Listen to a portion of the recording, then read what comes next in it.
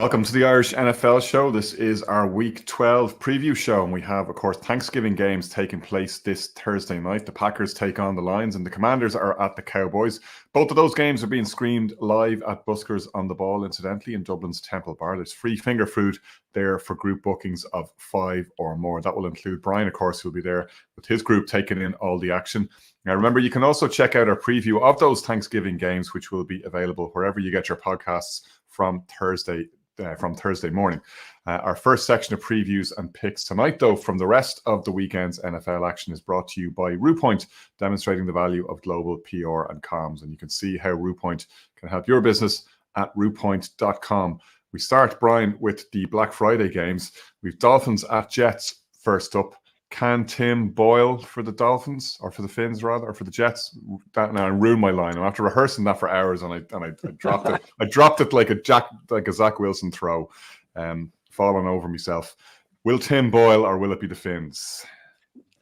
Will Tim Boyle be the one getting dropped by the Finns defense for large parts of this game, because this Jets offensive line is quickly becoming one of these horror stories. And I feel for Zach Wilson as well. Like we've spoke about how we don't genuinely believe he's worthy of being an NFL quarterback, but he's had a difficult time behind the offensive line. It was very evident again last Sunday. Bearing in mind how poor the Bills' defense has been recently, they still managed to catch him numerous times. And the way the Dolphins' defense has played of late, and even last week, despite them not putting the game away and being as comprehensive as we would have thought in terms of them playing the Raiders, their defense still held that Raiders team 13 points.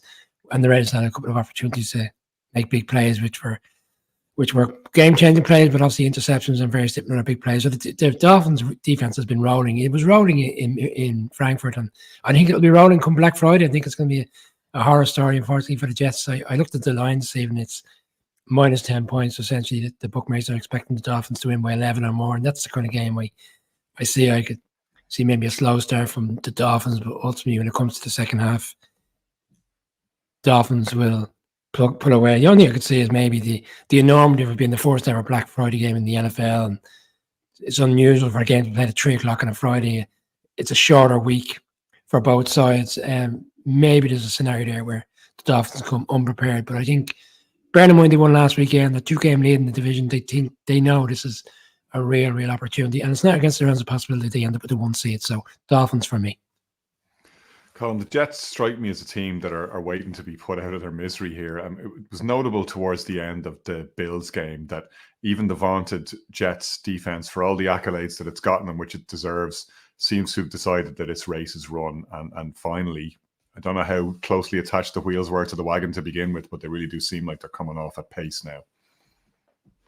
Yeah, I mean, like, I suppose to an extent it's similar to the Broncos last year, where the defense played very well for a significant portion of the season, but then the offense is just so bad, the defense is on the field so often that ultimately they kind of down tools. It's funny, Brian says he's feeling sorry. There seems to be, now that Zach Wilson has been benched, across social media, there's this, oh poor Zach, that little guy, plucky youngster, he's terrible, he's awful, he should be run out of the building.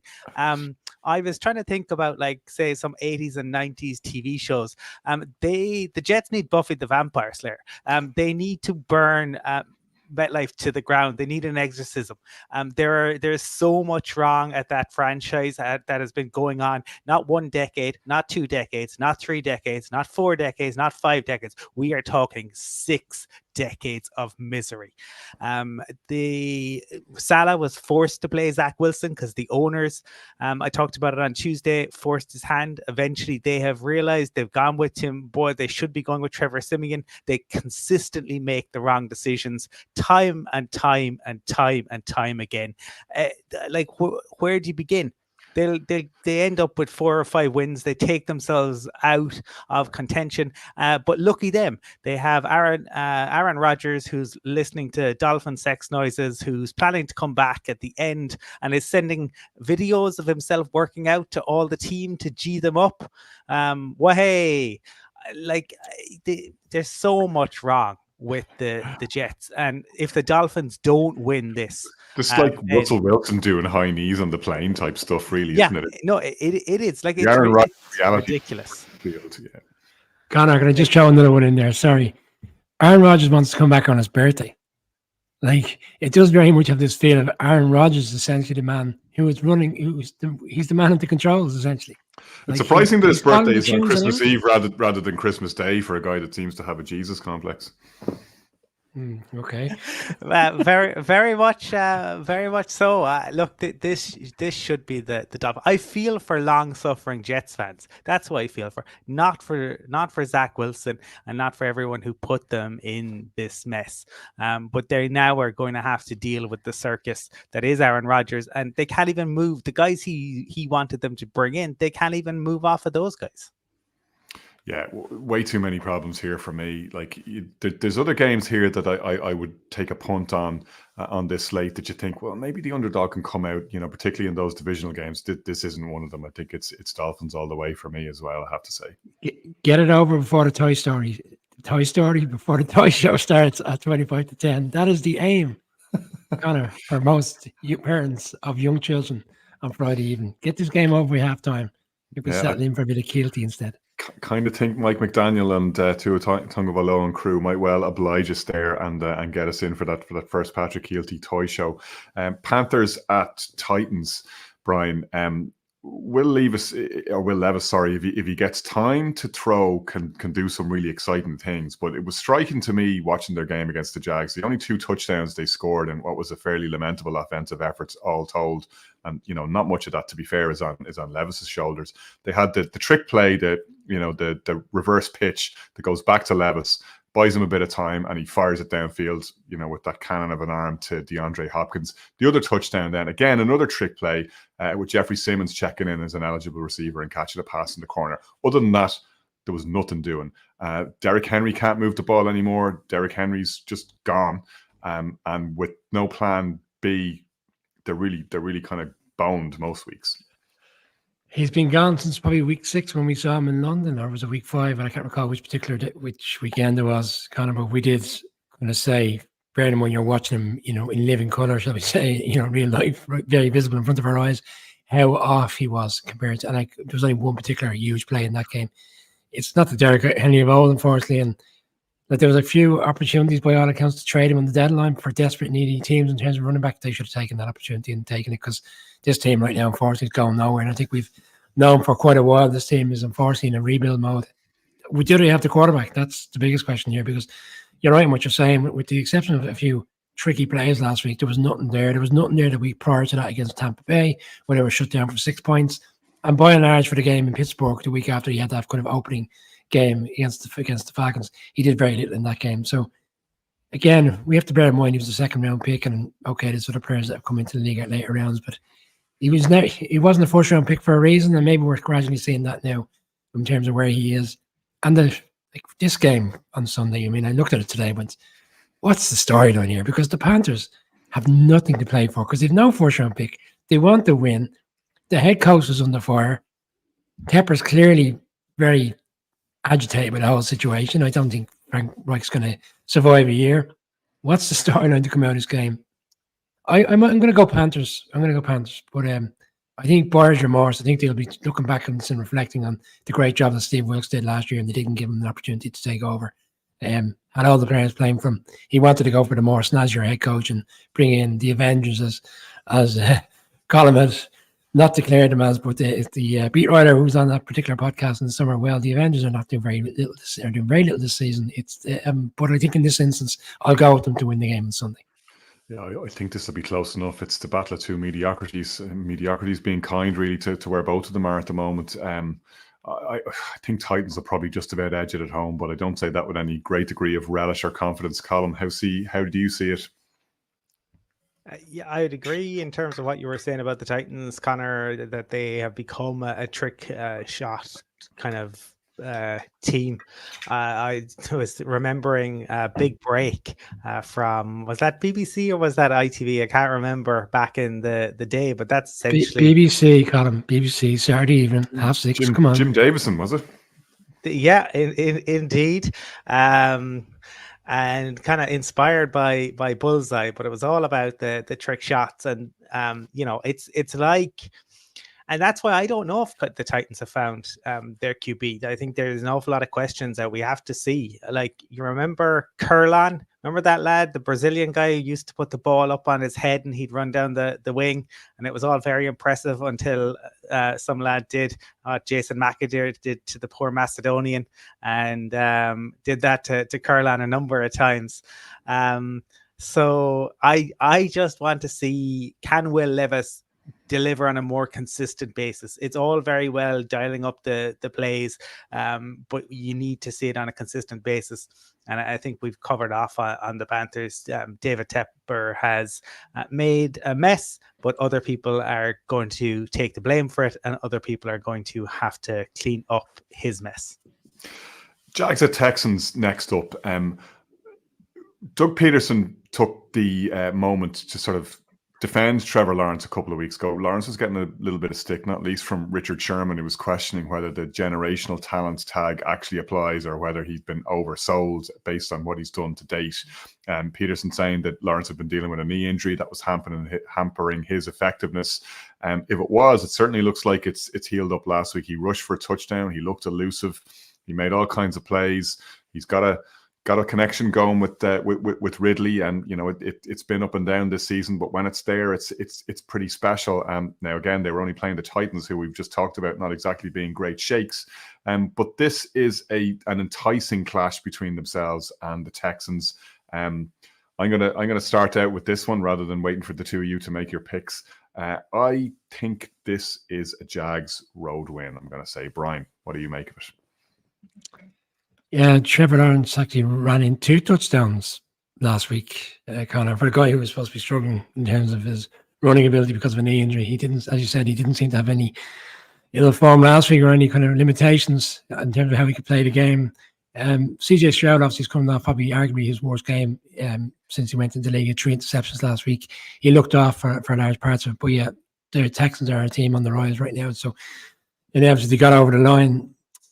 I like the Jags in this one as well. They've had 20 turnovers this season defensively. They're the highest rated team in the league in terms of turnovers. So if they get the Stroud and we have seen any similarities to last week, I think they can find the ways to get to him, interceptions, potentially turnovers. I was just reflecting on the first game of the season. It's interesting how this division always seems to have road wins as opposed to home wins. And again, here I am selecting a team on the road. But yeah, I'm with you. I'll go with Jags. I think Jags are the team that, again, similar to the Dolphins, could potentially end up with a high seed. And this is a big opportunity because obviously if they win this, probably potentially declares them as realistic divisional winners. So if the enormity of the game maybe might be too big for the Texans, bear in mind where they are. They're coming on strong, but mate, this is a big fish, and I just don't know whether they're good enough to get over the line in this instance. Colin, if Stroud was shaken by that 3-pick performance, he certainly didn't show it in the post-game media availability. He looked very confident, said there's no shame in his game. He's going to keep slinging. He's not feeling gun-shy in any way, shape or form, and he certainly wasn't sounding it. But as Brian said, what was Saxonville has now become Pixonville. They have more interceptions than any other team in the league. Is that going to be enough to cast a cloud over Stroud? I mean, it was an interesting one last week because Stroud got kind of shaken up during the game, and I didn't think he looked the same after that. I did like the swagger at the podium. I think that's always good to see a player who has a little bit of that about them. I remember Peyton Manning towards the end of his career being asked about throwing wobbly passes, and he said, "I throw a lot of wobbly touchdowns too." So you like to see a player who has that belief, because they need that. I think this could be one of the most intriguing games of the entire weekend, because both of these teams, are have shown that they can score points, and the AFC South has been interesting in it. I can see why both of you have gone with the Jags, and I have no idea, Brian. What is who's the betting favorite for this? The Jags are -1 point, which essentially means there's an expectation they win by a field goal or more, give or take. Well, I can understand why, but I am gonna say, given I was going on the TV show team, I'm gonna go that the King of the Hill, the boys from Texas, will ultimately emerge victorious because D'Amico Ryan's and at home. I'm hoping that won't be the case a week from now. But if only so that Stevie, Irish Jaguar, though he don't have a clean sweep, and it makes it more competitive, I'll go Texans in this one. Brian, the Futility Bowl, plenty to look forward to for Giants fans at the weekends, competing for. But as you say, the passing paisan Tommy DeVito over here dropping dimes is gonna shake it up at MetLife.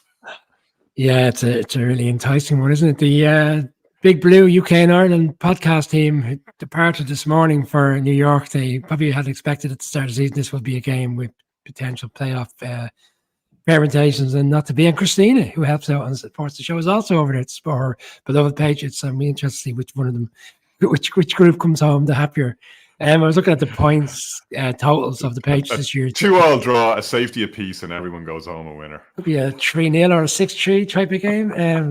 I was just about to say, over the course of the season, the Patriots are averaging 27 points a game in total. Not scoring total. So if you want to bet on Sunday, bang the under. Bet the under, which I believe is in the region of 32 points. So that's the expectation. I'll go with the Giants because I believe the Giants defense, whether it's Zappi or whether it's Mac Jones again, the Giants defense, with the exception of maybe Jackson, and in the secondary is missing. By and large, the Giants are fully fit on defense, and we saw a reaction last week defensively to what the Cowboys did on them, which the Cowboys did on them in week one. So it's a complete mismatch.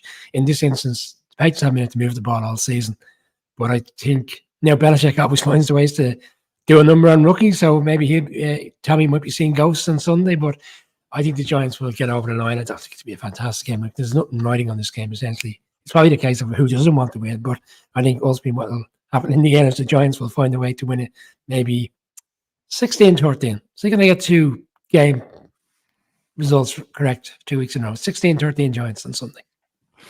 Colin, joking aside, it's no mean feat for Tommy DeVito to go out and win a game as he did last week, coming from the level of football that he's come from, coming in as an undrafted free agent. He's done a hell of a lot better than guys who've gone a hell of a lot higher than him. Firstly, gone in the draft, and secondly, been drafted highly in the draft and highly touted. So, let's give him his dues here, but do his dues translate to a W on Black Friday? Well, I had this Connor as if you've ever seen it, do you remember the wonderful TV show Oz? If people haven't seen it, wonderful kind of prison TV show, and Oz is one of the bleakest, darkest, most vicious TV shows you're ever likely to see.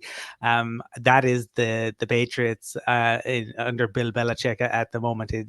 Nothing is going right. They keep Mac Jones may not be the answer, but when you keep pulling the guy, it's an interesting one because everyone seems to be annoyed about the game changing and big hits being taken away, but the other way in which the game has changed is the fact that people are prepared to yank their quarterback after 2 or 3 bad quarters and drop somebody else in and then go back to him the following week. And that might seem all very well, but it impacts on a player, it impacts on their confidence, and I think it has massively impacted on Mac Jones. And I think while he was probably should never have gone as high as he did, even though they didn't have to go up and get him, he has regressed quite visibly in almost every aspect of the game. And I think this is a coin toss game, but I do think things will be feeling a little bit better in the Giants camp. I think New England it's going to be interesting to see if Bill Belichick is back there next year, because what began as kind of unthinkable at the start of the year is now a hot topic for discussion on every single podcast. It was discussed. Kevin Clark was talking about it this week. Mina Kimes was talking about it this week. The Ringer were talking about it. The Athletic were talking about it. Like, everybody is talking about this. And while I'm sure Bill doesn't listen, you can't tell me that Robert Kraft, when he is sitting down to dinner with his billionaire friends, that it's not coming up as a topic of discussion. Billionaires do not like to be embarrassed, and at the moment, the Patriots are being embarrassed. It's very odd to see, because billionaires, that good. Most persecuted of classes. We heard some as Jim Jim Irsay comments today. But that's how they think. Like, that is how those people think. And so I've no doubt that Robert Kraft is hearing it, whether he's believing it, but I can guarantee you it's in his ear. I'm going to say that the Giants heap more misery, and Robert Kraft hears even more this week about how he needs to move on from Bill Belichick. I'm going to go the other way here, right? And I hear what you're saying. And, you know, a lot of this lines up with the Giants win. I just think if there's one game in the remaining schedule that Belichick desperately wants to win. I'm not saying he didn't want to win other games. Of course, it's not in his nature to go in with anything less than the raw in tooth and claw mentality. But this is the one he'll badly want. I kind of see this as something of a last stand for him, a defiant victory before the end of the season. I don't know what else follows. And to your point, Brian, I just fear his ability to put rookie QBs in a blender. You know, he's got so many of those trophies on that wall at home, almost more, in fact, than he's got Lombardi's. I think the Patriots will pull this one out. I'm going with New England on the road. And that is the end of our first segment of Game Previews, which is brought to you by RuPoint, demonstrating the value of global PR and comms. You can see how RuPoint can help your business at rupoint.com.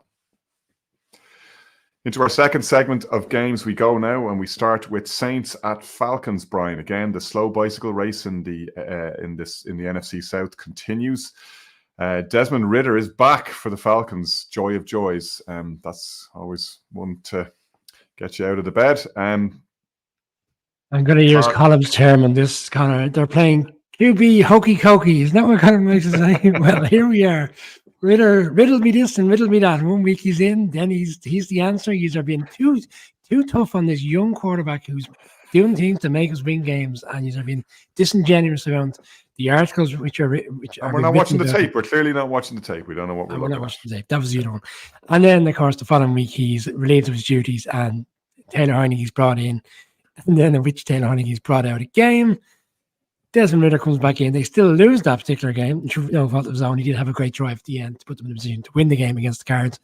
And now he's been declared as the quarterback to essentially come back in and try propel them to the top of the NFC South, which is a mad division in itself. Obviously, it's difficult in a way because we're recording on a Wednesday because of obviously Thanksgiving games and all the rest. So I have to be cautious because the Saints right now are not declaring anything whatsoever around where Derek Carr is. They're saying he's still in concussion protocol, but they were just coming off a bye week. So it surprised me that they're still going with that line, because by now I would have thought he'd be well and truly cleared from concussion protocol. Bearing in mind he didn't have to play last week. Usually we've seen players within 4 to 5 days come off it and find a way to be on the field the following Sunday. God, this one really is a tricky one, because I was sold on the Saints at the start of the season. I thought defensively they would really step up, but they find ways to lose games when they shouldn't. And so this one can go back. I don't really have a number and a kind of a theory on this one. I'm going to go Falcons. I think the Falcons right now are better positioned because they have the players such as Bijan Robinson, and we've seen other various different players in the backfield do damage. And I think on Sunday, Desmond Ridder, we might see a spark from Desmond Ridder, and Falcons sneak out a tight win, which will put them, I think, back on top of the division. Yeah, as you say, Brian, it's slightly difficult, and we're hampered by the fact that we're not sure whether Derek Carr is going to clear concussion protocol, and obviously that has a bearing in how you're picking this one. So we may one or two of us may be reversing out of this one, depending on what way that particular thing goes. Connor, I just say we'll make one point. Even if Derek Carr does play, I'm not trusting his form right now. His form has been off. He's he's coming out of a concussion protocol. It's not like he's been hitting the ground running and he's been really effective and efficient for the Saints. Oh no, he has a concussion. He hasn't played great.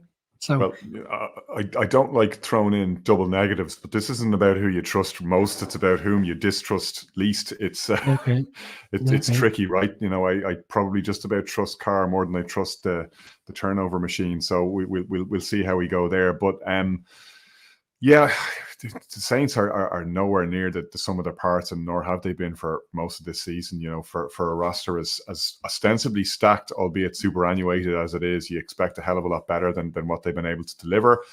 Falcons, similarly, you might say for a team certainly with a lot of talent, hasn't really clicked.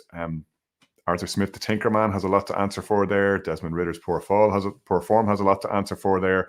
Not giving Bijan the ball seems to be a big factor on the offensive side, but I just about have enough faith in the Falcons to hold it together here. Colin, what do you think? Oh, I have the Falcons are freaks and geeks in the truest sense of the word, because their roster is absolutely like Bijan, Drake London, Kyle Pitts. They've got some really good players on defense.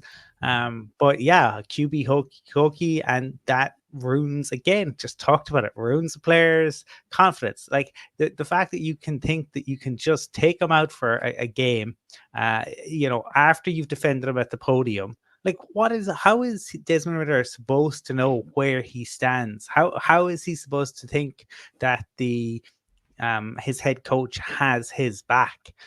The Falcons, to me, have the better roster. Right on. I really think that. I do think the Saints have some nice pieces, and I think if the Saints had not gone down the Derek Carr route, I think that's one area where Brian and I really differ in where we see this. But Can't believe you don't like Derek Carr.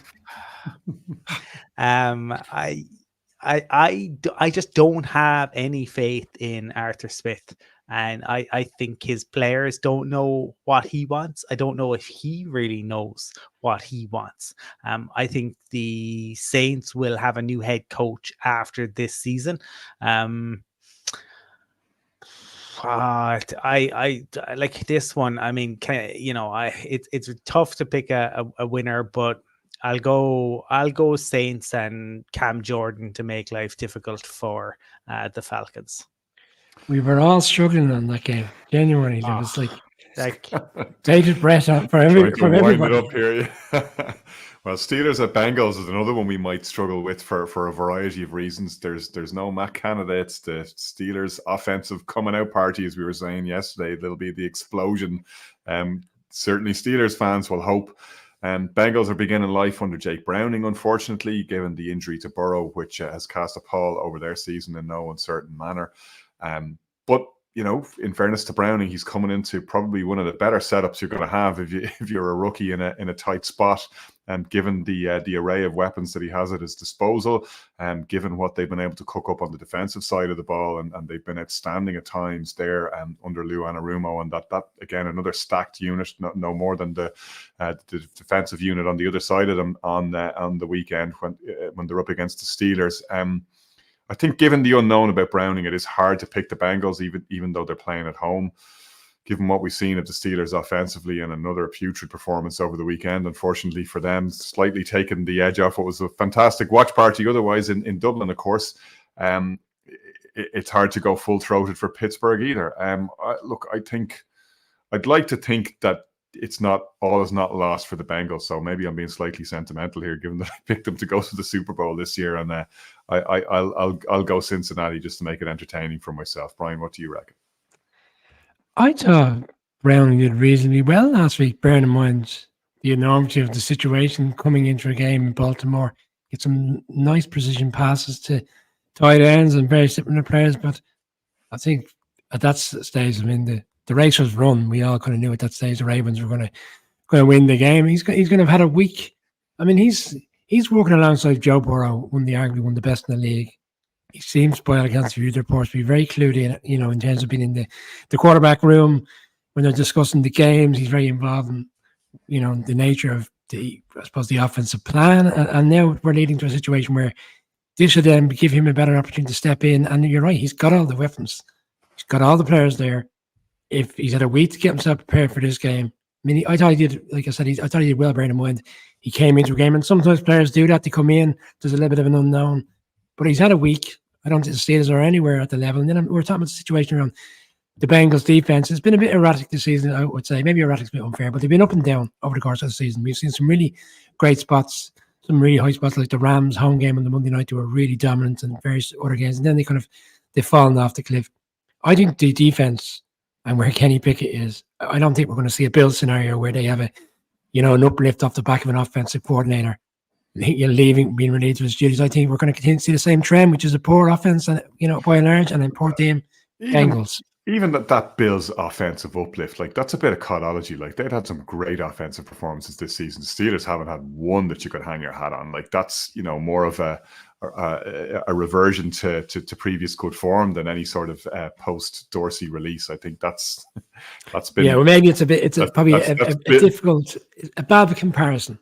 Shall we say? I don't think we're going to see an upward turn in the fortunes of the Steelers offense because Matt Canada has been relieved of his duties, because I just don't think they have enough talented players across the board. They do have some nice players in Pickens and stuff, but he's clearly very frustrated this season. I don't think Kenny Pickett is going to have any better game this week.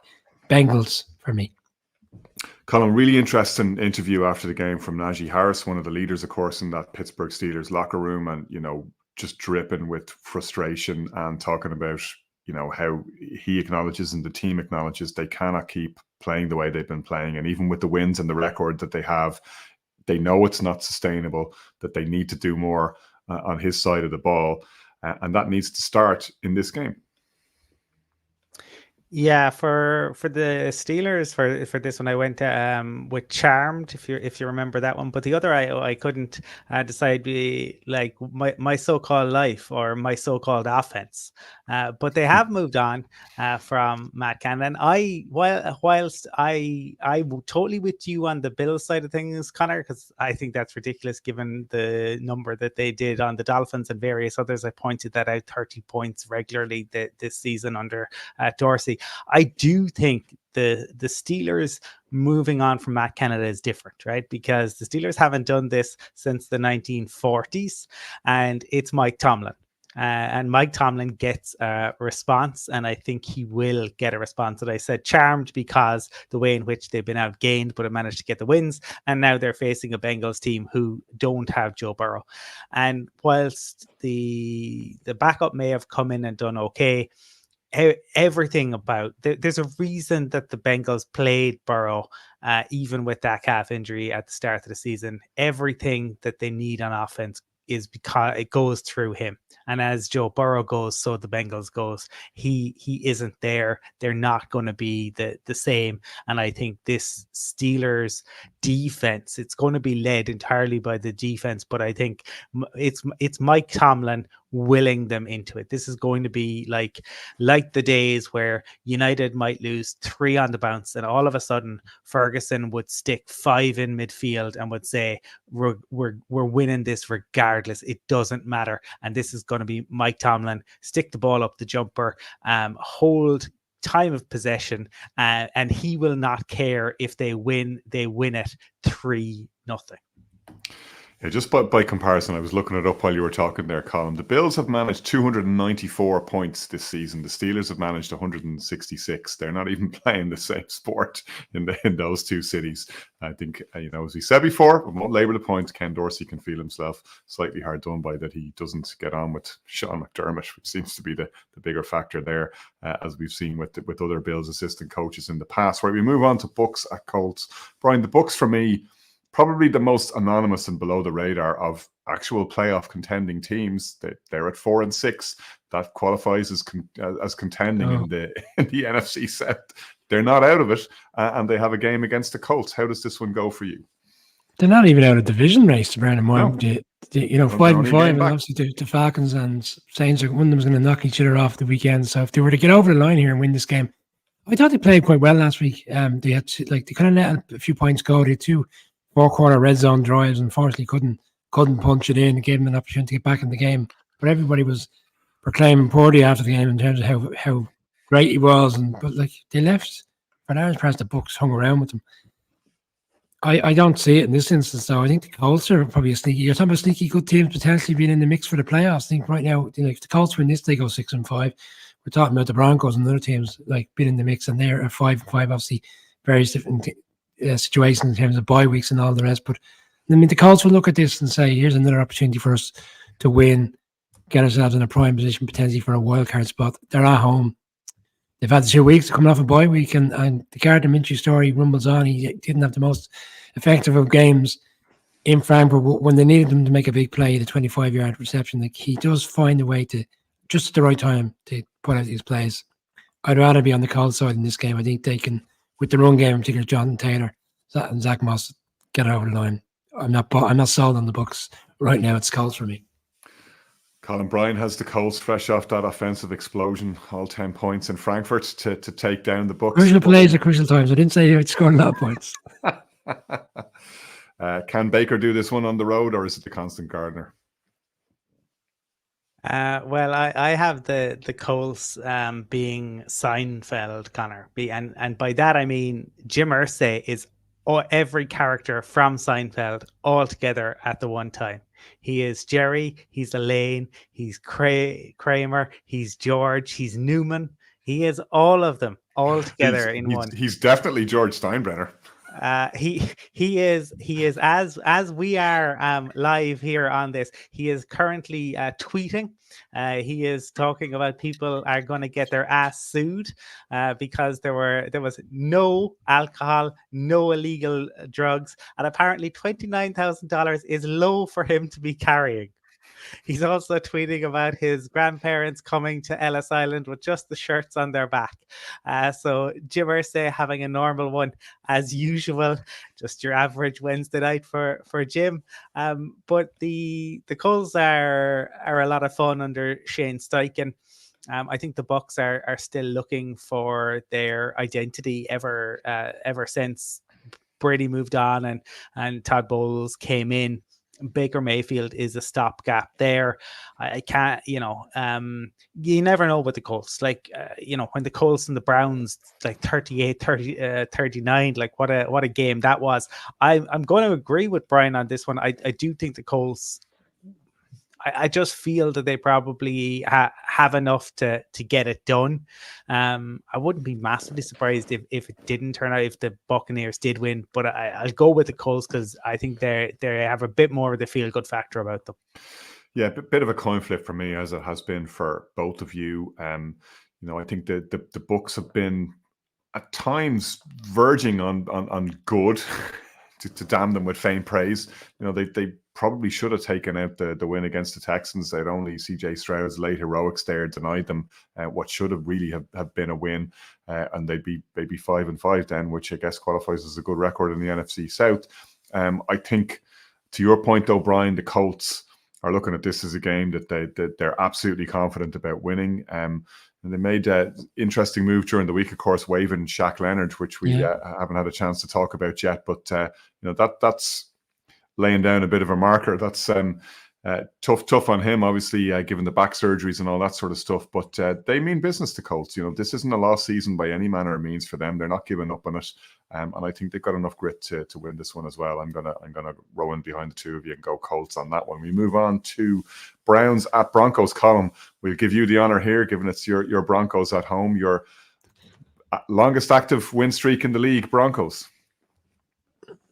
Yeah, this is the X-Files, Connor, because I want to believe that this is real and that the Broncos can continue to win and find ways to win. I mean, it has been proper kind of helter-skelter-esque stuff over the past couple of weeks with the Bills 12 men on the field and the way things have gone with the Vikings the last time.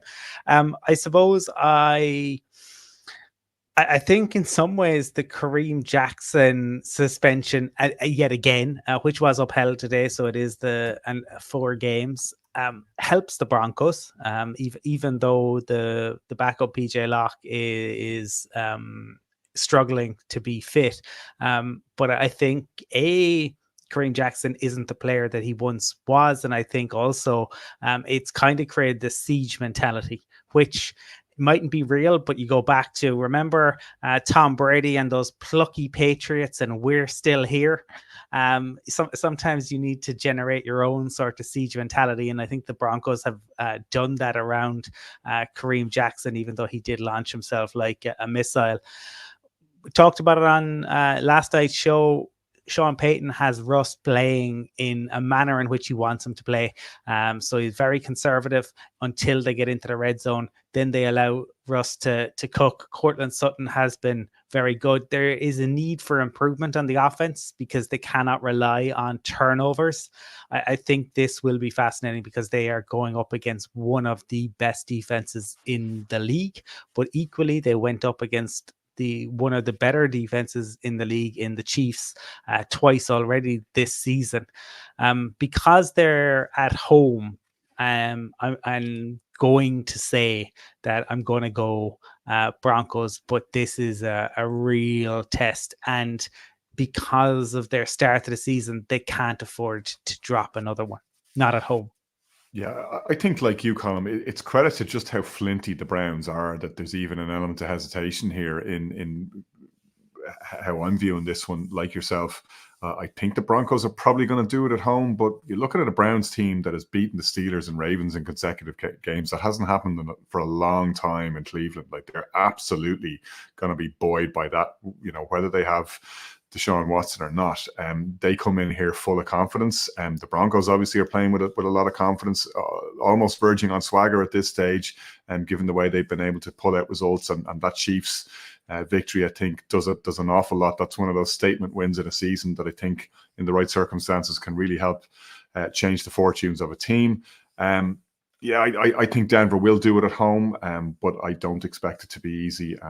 It's such a formidable Browns defense. You can see them doing what they did to the Steelers at the weekend. But yeah, I think Denver is a slightly different challenge. I think they're in a different place certainly than the Steelers were, and I think they'll win. Brian. I'm going to put the markers on this, certainly, because I'm going to go with the Broncos as well. It worked for us last week. Yeah, I'm just reflecting on both defenses and where they're at in terms of their play this season. You got Myles Garrett, who's leading the league with sacks, and this defense is deemed to be the number one in the league. And on Sunday, I've no doubts that the Broncos will find it difficult to put a lot of points upon this defense. There has been games now this season, let's be fair, where teams have put up huge numbers on the Browns. Like we look at the Colts, and the Browns came out the right side of 39-38. So there has been other teams have put up big points, but I think the Broncos offensively will struggle to put up a huge amount of points in this game. I think it will ultimately come down to a low scoring affair. And you got the Broncos defense, which is a turnover machine right now. You look at the last 4 games, but also the numbers are quite reflective in terms of the upward turn since the difficult start to the season and what Vance Joseph is doing there. I think the quarterback for the Browns has played 2 games so far. He was struggling against the Ravens. He did enough last week, but both of those games were in Cleveland. He's yet to play on the road. And this is a real difficult environment, especially when the Broncos are playing very well. We all know what it's like to go into Mile High with the crowd and the atmosphere. And right now, they're buoyed by it. And I think he'll struggle on Sunday. And I think ultimately that will lead to the Broncos getting over the line. I don't expect it to be a high-scoring affair. I think something similar to what we saw last week, maybe a 2019 type of game. The Broncos pulling it out. All right, that brings to a close our second segment of games. Let's move on to Rams at Cardinals. Column. The Rams, coming off the back of a very good divisional win against Seattle, will want to back that up against the Cardinals because, shock horror, they're not out of playoff contention. We were talking about the Bucs kind of sneakily sort of hanging around there. The Rams were in a similar position. They're 4-6. This puts them... this would put them at 5-6, closing the gap to 500. They're certainly not out of the wildcard places. This was one of the easier comparison ones because it's Doogie Howser, because Sean McVay is Doogie Howser, the young genius. And yeah, they were impressive. As long as Stafford is there, they're like, Stafford is a fantastic QB, and you have Stafford, you have Aaron Donald, and you have Sean McVay, and you have 3 solid building blocks. The Cards have been a lot friskier this season and getting Kyler back. And the way in which I suppose Gannon and the Cards are talking about Kyler now leads me to believe that I think more likely than not, Kyler is there next season, and they choose to build around him and to live with the contract. And it would seem that Kyler is more humble, certainly, from the talk about the way in which he's behaved, from even the mistakes over the past couple of weeks. Previously, he would have blamed teammates. Apparently, that is not the case now. I don't think he'll ever be, maybe the type of the Peyton Manning, the Tom Brady, not in terms of even ability, but in terms of kind of face of the franchise. But if he continues to, I suppose, mature as he gets older, and his teammates, I mean, that had been talked about openly. His teammates publicly said they needed him to mature, and he appears to be doing that. But they are, while they're playing better than I expected under Jonathan Gannon, they are still missing pieces. And I think the Rams are pushing for a playoff place, and they should have enough to get them over the line against the Cards. Colin, Kyler Murray's played a lot of Call of Duty, a man sees a lot of things on the battlefield that changes him. He's obviously kind of come back, and he's grown a little bit. And I know Pete Kyler, the best version of Kyler is a lot of fun, and is not without a considerable level of talent either. Like he's a human highlight reel when he's at his best. And they're playing at home, and doesn't seem to be showing any particular ill effects from that ACL. He's moving really well. He's making plays with his legs. Passing looked a little bit wobbly last week, but that's not necessarily not to be expected given the amount of time that he's been out. Can he help them dig this one out and derail the Rams? I was looking at the defensive for the Cards, and they're giving up an average of 26 points a game. And you're just talking about earlier on. I'm just thinking back to you reflecting on the Bucs of 4-6 and whether they're potentially a playoff team. I would see the Rams more in that position in terms of being potentially that kind of team that can make a run at this. They seem to have a little bit more momentum about things. They're 3-1 in the division. They've only lost the 49ers. That was in week 2, and that was a really, really strong performance. They seem to find their way within this division to navigate victories, and right now I'd have more faith in the Rams. I thought the Cards would win last week. I think they are playing better under Kyler Murray, but giving up an average of 26 points a game, and the Rams have players, albeit it looks like Cup may potentially not play on Sunday. He's a real doubt for this game, but they have got some nice other players, Atwell and Puka, that can do things in the secondary. So I think Matthew Stafford as well has come back with a point to prove this season, and he's proven that he's still a quality quarterback. It's the Rams for me. Push on, win this game, go 4-1, winning the division. Yeah, I think Stafford has a point to prove. I think McVay has a point to prove. I think the Rams have a point to prove, to your point, that this is the kind of game that they need to take if they're to maintain that playoff push, which seemed very unlikely at the start of the season. They've unearthed some good pieces, as we've talked about before. I thought that Seahawks win is not necessarily one that gives me a huge amount of confidence, because it was a strange enough game. It was a crazy ending to the game. Probably as much about what the Seahawks didn't do as what the Rams did do, but they got the win, as you say, the 3-1 in the division. If you're serious, and I think they are, this is not one that you're going to let slip, and they've got to take it on the road, and I think they will. Colin, Bills at Eagles. The Eagles now looking to go 10-1. We talked about how well they did coming out with the win at Arrowhead in the Super Bowl rematch on Monday. They're just so resilient. They're just have so many different ways that they can beat you. They don't even necessarily need to be, and they haven't necessarily been at their best for a lot of this season, but they're sitting on top of the pile, best record in the league. And they welcome the Bills off the back of that 32-6 offensive explosion against the Jets, the Ken Dorsey post-departure party. Can the Sean McDermott-led Bills upset the apple cart in Philly? They can, but will they? Because the Eagles, you're right, Connor. They find a way. They are MacGyver. and Howie, is the guy who finds the pieces. You talked earlier about the Colts letting Leonard go, and he has cleared waivers. Do not be surprised if he ends up with the Eagles, because the Colts are going to have to pick up the rest of his salary because he cleared waivers. They can be picked up for vet minimum for the rest of the season, and not count anything towards next year's cap. So I would not be at all surprised if he was to go there. They find a way. That is exactly it. And Jalen Hurts, I believe he isn't right, but the Eagles, they find a way, and you saw it again. They to come back from the deficit. I think the Bills are a very good team, but I think that they're not the force that they were, and they're have some players who are declining. Von Miller isn't where he once was. I think Josh Allen is brilliant. So Josh Allen can take over a game. Like Josh Allen could single-handedly take this over and win it.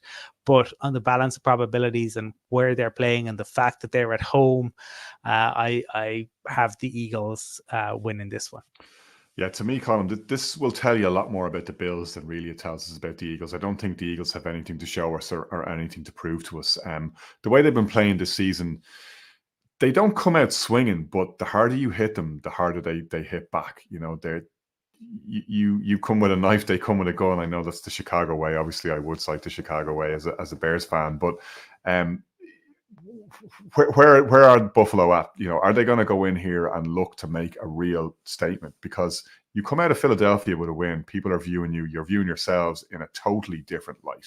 This is the team that you're supposed to be. You're supposed to be able to win these kind of games. You've been built and hyped, and you've put yourselves together in a way around this quarterback to go and take it all, to go and win the ring. And so far we've seen them do nothing but fail in these big games, stacking regular season wins and going down in the playoffs. You go into Philadelphia and show us something. We're all talking about you in a very different way, and your whole season takes a different trajectory from here. We've talked about, potentially the Broncos winning in against the Chiefs being that type of victory. This would absolutely be that for the Bills, all of which is leading up to me saying I think the Eagles will take it. Brian? Yeah, I'm not convinced the Bills defense can slow the Eagles offense down. They did a number on the Jets last week, but by and large, most teams have done a number on the Jets. So you kind of take that performance with a pinch of salt in terms of the amount of sacks and turnovers they had last weekend. I think we could see them regress back to what we've seen over the course of maybe 4 to 5 weeks, which is defense that we're struggling to get to the quarterback. We ain't getting the interceptions in which we saw during the year. Colin is switched off. He must think I'm going for them. Yeah. He must think I'm going for the Bills, but I'm not in this instance. I'm going with the Eagles. I think it could be a high scoring affair. I think both defenses could struggle to keep up. I think Josh Allen has reacted well to the change in coaching in terms of the offensive coordinator. But I think, like we said on last night's show, the Eagles they're not necessarily playing in second gear, but it's just doing enough to win these games, and I don't see any other way. I think it'd be a high scoring affair with the Eagles coming out on top. Chiefs are at Raiders in our next game. Chiefs obviously coming off a loss to that self-same Eagles team that we've just been talking about, Colin. It's not a nailed-on get-right game as it might have been in the Josh McDaniels era, which ended a few weeks ago. In the Antonio Pierce era, is this one that the Raiders can take, or do the Chiefs get right? Well, my comparison for this one was Alf, because Patrick Mahomes is an alien and Mark Davis might also be an alien. And perhaps the spaceship will arrive in Vegas to take those two individuals back to their respective planets. I think the Chiefs need this really. Now the Raiders, given they won't fear the Chiefs. They're the team in the division who've been able to probably put it up to the Chiefs the most. I know Herbert has had a couple of victories as well, but the Raiders go in feeling that they can do it. At times, the Mahomes has really done a number on them, but every time they play, they feel that they're in with a shot. the Chiefs, they need to score points in the second half, and they desperately need their receivers to take a step forward, because I think maybe Travis Kelce has lost half a step. I also think teams are much more prepared, given the rest of the talent on offense, prepared to say, let's put 2 or 3 guys, let's just commit to stopping Kelce, and we will take our chances on the other guys beating us. We don't believe they're capable of it. Because it's Patrick Mahomes, because it is Andy Reid, I'm going to say that the Chiefs get the win. But if they don't get the win, I mean, that and they don't look better in the second half, that would begin to become a real concern, because Mahomes did everything he could the other day, but just no one was catching the ball for him. Brian, the Dolphins have shown that you can bottle up Kelce. The Eagles obviously did it at times and forced a very costly fumble from him as well in that game on Monday night. So there is a blueprint here of sorts to take down Kansas City, brilliant and all as they can be at their best. It's whether the Raiders can execute, particularly defensively, I guess, that'll be key here. There's no doubt in the quality of Max Crosby and some of the supporting cast around him. We haven't seen it from them often enough in big spots this season. No, you reflect on the 2 victories in which they had for Antonio Pierce and against both New York sides, and neither side was playing at a level. The Giants were very poor and the Jets were quite poor. And okay, they held their own last week because they're playing tough for this coach and staff. And when you reflect on their defense over the course of the season, it's been quite poor, maybe with the exception of Matt Crosby. He's obviously, no matter what the scenario is, he'll always play very well. I think this is a bounce back game for the Chiefs, more and defensively as well. Like the Chiefs defense hasn't missed a beat. They played really well on Monday, for an Irish parts, and they're unfortunate from their perspective as a defensive unit to come out on the wrong side of it. They're touring the league defensively. They've got Jones is 7.5 sacks.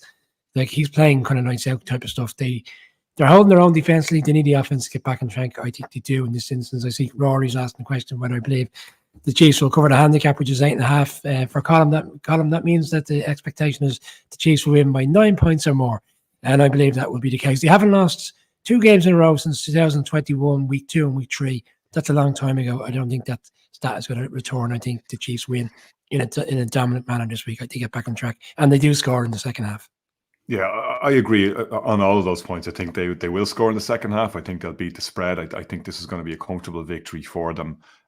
We talked about it yesterday while they went down against the Eagles. It is against the Eagles. You got to get these things in context. And, there's another scenario in which they very easily could have won that game. That Travis Kelce fumble is obviously one that they would love to have had back. The Marquez Valdez-Scantling drop infamously was another one. But there's so much good going on there. As you talked about their defense, if you were picking the Pro Bowl tomorrow, you could make a case for 3, 4, maybe more of those Chiefs players in key spots there. You'd have probably McDuffie, you'd have Snead in there, you might have Willie Gay, you'd probably have Chris Jones as well. They're stacked on that side of the ball, and they've stood up even when at times the offense has sputtered, and we haven't seen particularly the wide receiver group step up to the plate. But there's no doubt in the talent is there either. And I also saw a lot to like in terms of how the Chiefs ran the ball on Monday night. I thought, Pacheco was going very well for them. I think they're figuring things out, and that's been the pattern for the Chiefs the last couple of seasons. Yes, it's taking them longer to figure out. Yes, they seem to have a little bit more to figure out. But I think you back against the Chiefs, or you back the Chiefs to lose 2 games in a row at your peril, particularly when it's the Raiders. I think they'll handle this one pretty comfortably. I think they will take care of business here, as you've both said. Ravens at Chargers, Column. We look and we see how many different ways the Chargers can find to lose games, and how delusional Brandon Staley can be in his press conferences about it all. And is there any way we can expect anything different with the Ravens rolling into town? Oh, absolutely. Like with these 2 teams, with the way in which the Ravens find ways to lose games at times, and how the Chargers, as I had the rant about the Jets earlier, I think it's the same. I think that the issues for the Chargers run very, very deep. I think they're structural there because they go back decades. But Brandon Staley is a huge issue. And my comparison for this game for him and for the Chargers is who's the boss. And he was very, very touchy. We all saw it. We know why it is. We know he's on a very short leash there. And the Ravens should do it. But the Ravens, they can't look past this one, because despite everything else that is going on around him, Justin Herbert has shown how capable he is. Now, he did get frustrated last week. With his teammates, we saw that, but he still played an immaculate game. So the Ravens are going to have to ensure that they show up. The other, like, they've lost Mark Andrews. How does that impact them? I mean, I think perhaps because finally Lamar has some actual proper receivers for the first time. Maybe we're not, I suppose, looking at the Andrews injury as being as impactful, but I think he brings so much more. And you heard Lamar talk about it at the podium. Like, he was asked about it, and he said, we came into the league together. He's been my guy. He's my, safety valve. So I do have concerns. I don't think this is a gimme in any way, shape, or form. But if the Ravens want the number one seed and they want all, everything to have to run through Baltimore, then they have to win this type of game, because the Chargers are struggling. But beware Justin Herbert, because he can do damage. It's not a gimme, Brian. The Ravens are without Andrews. The Chargers, when they get a run, you can do an awful lot of damage as well. So how do you see this one going? It looks like the Chargers are going to be without Bosa for the remainder of the season. It looks like he's going to go on IR. I think that's a huge loss for them, despite their defensive struggles. I mean, rightly called them out last night. They're way down the pecking order in terms of stats this season, and there's been no kind of, I suppose, reversing the form from what we saw last year. It's a hard task for me. I think me and Colin have been forced to experience SoFi for a Super Bowl, but these teams are going in there and they're not seeing this. They're not overawed by going in there playing there on Sunday night. I imagine Sunday night football. I imagine there'll be a lot more Ravens fans even potentially at the game. I think this is a nice game for the Ravens. They're in number one spot now. There's a great opportunity now to push on to be the number one seed. I recall a couple of years ago they had the number one seed and they lost to the Titans in the playoffs. So they'd be thinking, if they get to the stage where they have that, they'll be thinking of those type of situations. But we spoke about this all season. This team looks like they're a different animal this year. I think this is a nice game for the Ravens. In fact, I think the Chargers struggles continues. Ravens is a little bit more comfortable than maybe people will expect. Yeah, look, as Colin has said, and I take due note of it, the Ravens have lost some strange games, and they have, bizarrely, for a team that's as good as they are and has 8 wins on the board already, and the best record in the AFC, and they have dropped a couple that they'd very much like back. That one particularly against the Steelers, you think of, where the Steelers had negative yardage, I think, in the fourth quarter, and yet still somehow managed to dig it out. And they lost a lot of games where they were leading by double digits last season, which is not the kind of thing you want on your CV and can undermine your confidence. I do think, though, that they have enough to win this one, and I do think they will.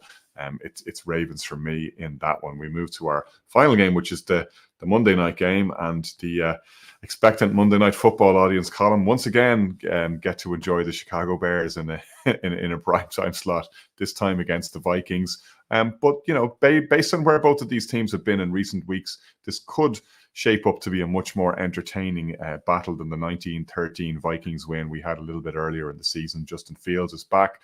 There's still a little bit of Dobbs magic left in that wand, I'm sure. How do you see this one going? Yeah, like, I thought Fields was decent last week. I think, though, ultimately the Fields experiment in Chicago hasn't worked. It feels, my comparison for this, like Northern Exposure. It just a little bit of fish out of water. They didn't know how to use Justin Fields. They still, I think, don't really know how to use Justin Fields. We have seen flashes. I think, imagine if the Falcons had Justin Fields this year. Now, my concern is Arthur Smith would still be moving him here, there, and everywhere, but I think he would be an infinite upgrade on what they have. But I think that the Bears are going to move on. I wonder, are they going to move on from their head coach as well? Generally, GM gets 2 opportunities. They get a second chance to pick another head coach if it goes wrong, and then if that doesn't work, then they tend to go. And I think probably getting a head coach, getting a QB, and resetting and seeing, can you build something. They have been better, certainly, but they're on the road in Minnesota. I think that is I think, while like the Dobbs stuff was, it got out of hand, right? Dobbs came in as a capable backup, right? But he was never going to play to the level that Kirk Cousins was playing at this year. I mean, everybody knew that when the trade first happened, but I think because the first 2 games went as they did, like the hype train got totally out of control. It was the monorail from the Simpsons, and then it came careering off the tracks ultimately. But he's still a decent backup, right? Is he a starter in the league? I don't think so. But is he the exact type of guy you want as a backup, and particularly at home? The Vikings are really good. I've had the good fortune, I was there actually on Thanksgiving night last year, when it was spectacular. Their stadium is incredible, and they put on a real show against the Patriots that night. I don't think that will be this, because we don't have Cousins, we don't have Jefferson, but I do have the Vikings having enough to beat their divisional rival in a close game. Yeah, I'm going to agree with a lot of what you said, but take issue with a couple of points there. I think the Bears will move on. I think there's no way the coach survives. Eberflus is going to go for a variety of reasons, but not least that it's the best way for Ryan Poles to save his own job. As you say, you get a chance to bring in another head coach, and if you're just not going to throw your full weight behind a guy who's gone 6-26, who's shown worrying judgment in his assistant coaches, who has shown worrying judgment in his play calling, not least on the weekend against Detroit, which was the 12th divisional game in a row that the Bears have lost. They didn't win a divisional game at all last season. They've lost 4 now this season. That's atrocious.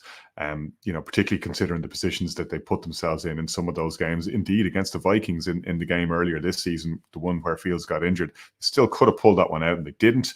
And that's been the story for Eberflus. I don't actually think the Bears will necessarily have called time on the Fields experiment yet. I think that the remaining games of the season are his final audition. Chicago has quietly been figuring some things out. Yes, at times against mediocre opposition, but that's what those games are on the schedule for, to kind of figure some things out. I think defensively they've improved a lot. I think Luke Getsy has got some things going, funnily enough, without Fields, when he had to deploy Bajan, he had to strip it back a little bit, and I think they've got some things working. I think the offensive line is performing a little bit better. I think Fields clearly has chemistry with DJ Moore. I think Cole Kmet is playing really well. I think that was probably the best game of Fields' career. It wasn't necessarily the most spectacular of Fields' game, notwithstanding the 100 yards rushing. It wasn't up to the standard of that amazing game he played against the Dolphins last season. But I think he's starting to feel himself. I think he's kind of big enough for this moment, and I think he's going to look at these games, including this one, as we were saying yesterday, that there are winnable games in there, and the one thing he's got to do is win. I like a lot of what I've seen from Justin Fields this season in some serious adversity. As I mentioned, played really well against the Broncos. He played really well against the Commanders, in a really good performance there, where DJ Moore went for over 200 yards. And that Lions game, certainly wasn't on him that they lost it. He put them in a really good position to win. And I actually think the Bears are going to take this one on the road. I think it's about time, and I think they will win. I knew that's where you were going. But I thought you were going to do a little bit of the angle. In saying all that, I'm going to pick the Vikings. No, you were too far. I played that card already. You were too far gone down the road to come back from that. Colin touched on Justin Jefferson there. He actually is, by all accounts, very likely to be taken off the IR and essentially be ready for Monday, which I think is a huge turning point in this game, because Joshua Dobbs has, yes, Colin's right. He's not at the level of starting quarterback, certainly not Kirk Cousins, but he has been a serviceable quarterback for them, and giving him another player of the potential, with the qualities of Justin Jefferson quick to come back into the fold. I think it's a huge plus for him and where this offense is in terms of going on for the remainder of the season. And then when you reflect on how well the Vikings defense played throughout the course of the season under Brian Flores, and even last week for large parts, obviously they came at the wrong end of it late in the game, but they held the Broncos offense in check. I think just physical struggle if the splits gets going, which it has done in certain games, and Hunter gets to Justin Fields and gives him a difficult game. And I think with the Bears offensive line the way it is, it can be very up and down. If it crumbles early on, it would only go one way for me, and that would be that the Vikings would have a field day, shall we say, and Vikings win this game in the end, without some difficult sticky spots, but no, Vikings to get over the line.